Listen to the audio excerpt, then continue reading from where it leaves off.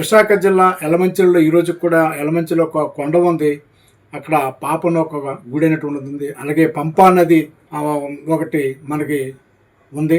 అది తూర్పుగోదావరి జిల్లాలోన అన్నవరం.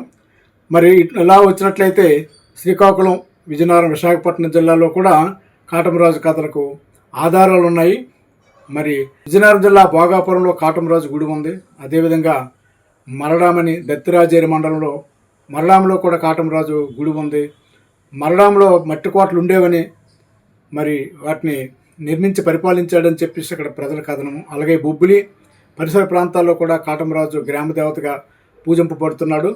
అంతేకాకుండా ఇక్కడ ఆధునిక కాలంలో కూడా ఇటీవల 10-15 ఏళ్ల క్రితం యాదవ్ సంఘాలు కూడా అక్కడ కాటమరాజు విగ్రహాలను నిర్మించారు. ఇక మౌఖిక సాహిత్యానికి వచ్చినట్లయితే పొడపోతల వారు యాదవుల తాలూకు ఆశ్రిత కులం వారు వాళ్ళ కాటమరాజు కథల్ని చెప్తారు. వాళ్ళ దగ్గర రాగి శాసనాలు, తాళపత్ర గ్రంథాలు ఉన్నాయి.